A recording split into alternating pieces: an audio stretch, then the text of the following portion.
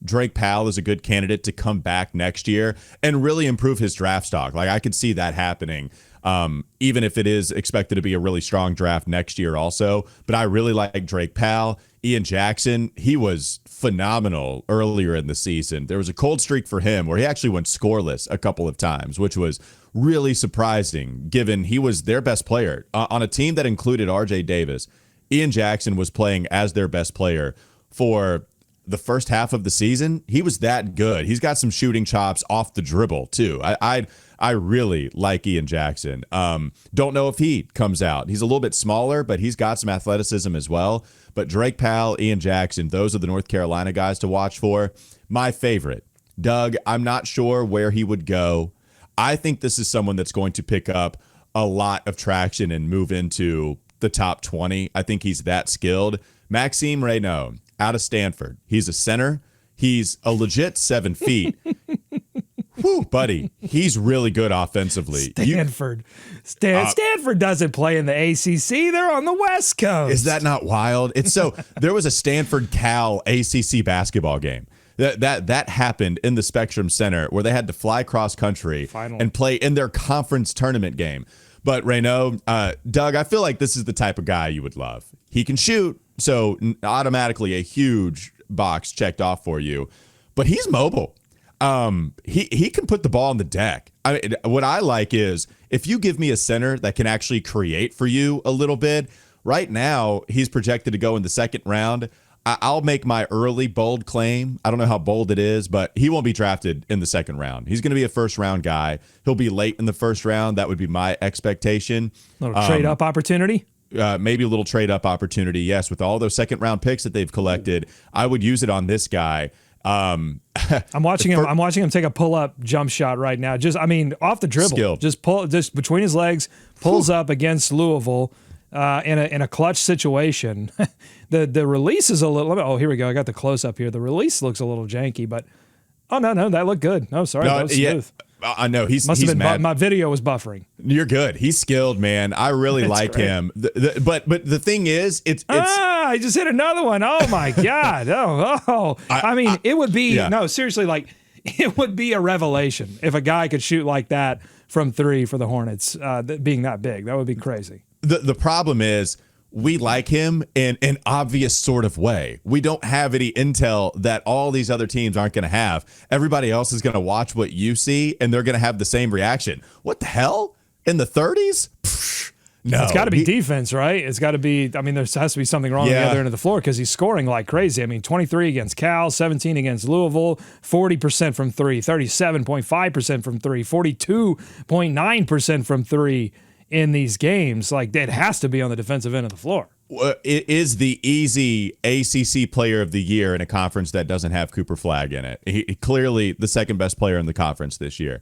Defense, I can't tell you that I've grinded out tape on his defense. I've just watched him enough when they've played Carolina or Duke or in the ACC tournament where I know he's a bad man. Really, really like him. Second round target, late first. I think that's what you're looking at with him.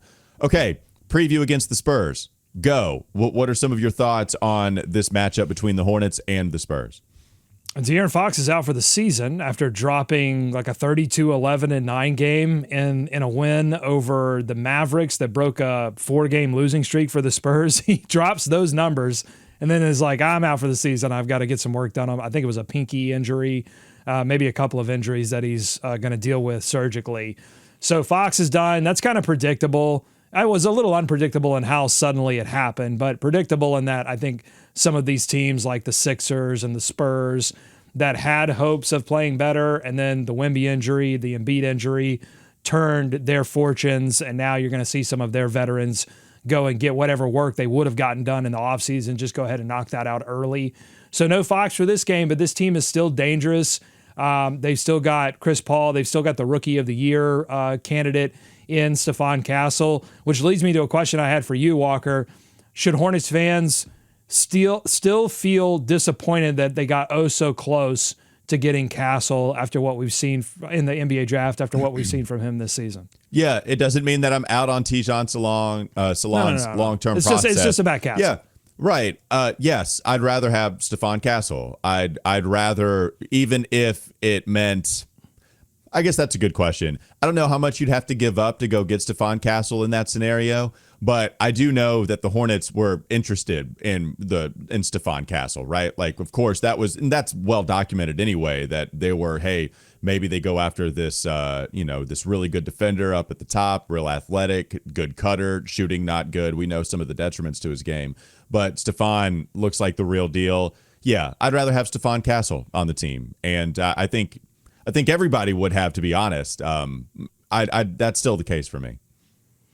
Yeah, I think he's going to be really, really good. I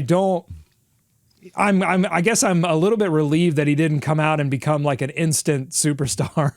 Like, I think he still has plenty of possibility to develop into that. But this is, I think, him, and then you look at what's happened with Reed Shepherd in Houston and Zachary Reese-Shea. A lot of these guys are playing good, but none of them look like absolute immediate, yes, this guy's going to be a star or superstar. All of these guys have work to do, including Tijan Salon, and they really have made that draft what everybody thought it was, which was a super weak draft. But these guys can pop off, they can develop, and certainly Stephon Castle is going to have Wembanyama. It's going to be a lot easier on him to develop into that thing. I do think it's interesting that Stephon Castle seemed to be avoiding the Charlotte Hornets a little bit because they had LaMelo Ball and he desperately wanted to play point guard. So he goes to the Spurs that had Chris Paul, and then they add De'Aaron Fox. So it's like, no, not a point guard.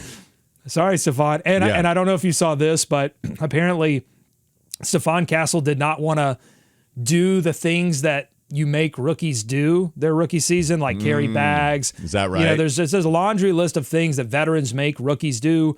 Even the high valued, high pick rookies, like if you're healthy enough, you do these things. Stephon Castle came into the Spurs organization and said, nah, I'm not about that. I don't do that. And so then the veterans responded by taking the wheels off of his car. Yeah, I mean, they're going to respond. They're going to. I did not hear that story, but that's hilarious that happened. I wonder do we know about Stephon's reaction after they took the wheels off of his car? Did he handle it okay, or? He's always dead serious in that way that scares you a little bit. Like obviously everyone seemed to be having a good time about it. And, these are all very rich people. So it's like not a huge deal. Like if you took the wheels off of my car, I would not be laughing. I would be devastated and also very, very angry. We have to put some context around this, right? But all that to say, I'm happy. Look, the Hornets didn't pass up on Stephon Castle. They would have had to give up a treasure trove of assets, and I'd rather the Hornets take those assets and use them this offseason to pick up more of a sure thing, a veteran that can come in and really impact things right away. And I'm happy that they do have Tijan Salon, because I do see promise in there, and it can go a number of different ways. You take that risk, but I've seen enough from Tijan Salon this season to be pretty sure that he can be a contributing role player on this team in a season or two. So, I'm not devastated by missing out on Stephon Castle, but he looks like a really, really good player. Yeah, devastated for sure not. Would I rather have him? Sure. I'd rather have him if you take into account how much you'd have to give up. Yeah, that's where it becomes an interesting conversation. YouTube comments, Doug, I know you wanted to get to some of these in response to our LaMelo episode where you had it was the Tyrese Haliburton, Cade Cunningham comparison for LaMelo. Who is he? Which one can he be? What were some of the comments that you read? A lot of people didn't really want to take a position on it, more so than they wanted to defend LaMelo Ball for not having the assets that Detroit has put around Cade. And that those situations, like here, Runts W9X commented, hey, Doug, does LaMelo have the pieces Cade Cunningham has? No, in all caps. Their situations aren't even comparable. What I would say to that is that if you look at Cade's stats last season, he started to show you things that said, he started to indicate to you, this is a guy who can be everything that we thought he could be pre-injury when we drafted him number 1 overall. And so let's go out and get those pieces because we're sure he's that guy. We're not debating whether he's Cade Cunningham or whether he's Tyrese Haliburton. We're sure he's a number one kind of guy, and so they went out and got pieces accordingly. That's all I'm saying with this conversation, is that you have to decide what he's going to be so that then you can make those roster adjustments accordingly. This is a bit of a chicken and the egg conversation. Like, what has to happen first? Do they get the pieces and then you find out what the guy is? Or do you have to find out what the guy is and then go get the pieces? I think they see him in practice. They know much more about him than we know about him watching games. And I think they as an organization have to figure that out before you go and make those serious moves.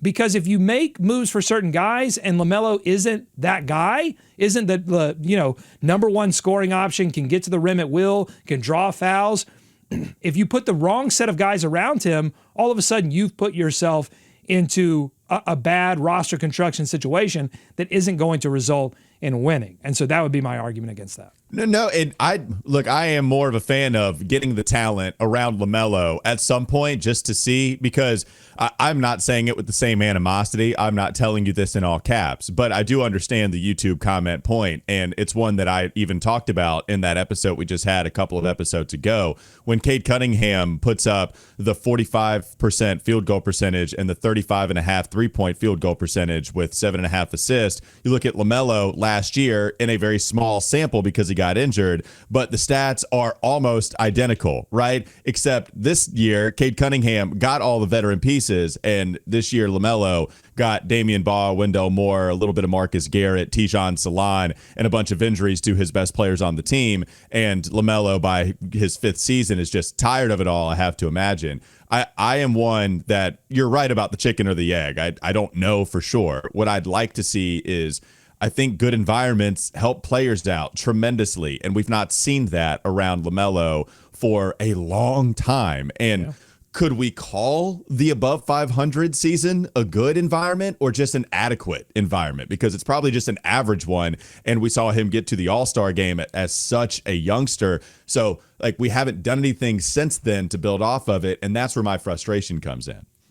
My frustration comes in where, and let me clarify what I just said there, because I think a lot of people that have been listening to this show a long time would hear me just say what I said and say, wait a minute, you've been a guy that's been screaming at this organization to put talent around LaMelo Ball, and you're right.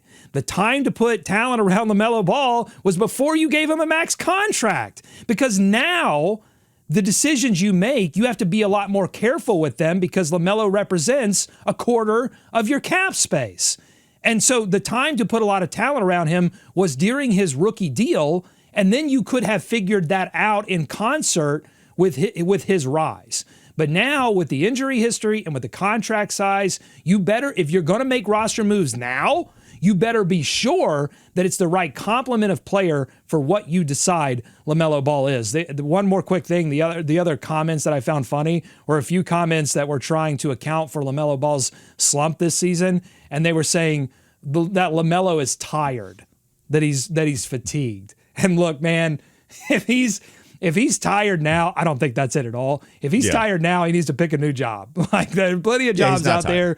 We have to find players that can play not into March. You got to find players who can play into May. That's the whole thing. So fatigue has nothing to do with this. The fact that he carried the team through the first half of the season was admirable, but that has got nothing to do with what we're seeing right now. Oh yeah, mentally tired, maybe. I could absolutely buy into that. Okay. Physically tired? No. But mentally tired would worry me too. I need a guy who can fight through all of this adversity, can stay locked in, because things get so hard, even for super talented teams.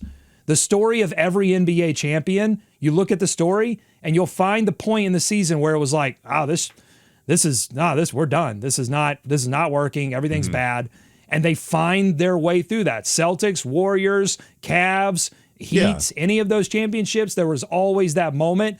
Now they had the talent to overcome it, but they also had some of those, ephemeral things that you can't touch that made that whole thing win. So I think part of that is your leader has to be that guy. All right, that'll do it for Locked On Hornets. Thanks for making us your first listen. We're free and available anywhere you get your podcast. That includes YouTube. Thanks for hopping on with us once more on YouTube. Or remember, you can still listen to us anywhere you get your pods. I mean that. We are an audible medium as well. Doug Branson, everyhornetsboxscore.com is a Substack. Listen to him on Locked On NBA. I'm Walker Mail. Listen to me WFNZ every weekday from 12 to 3 p.m. Have a great weekend. We'll be back with you on Monday.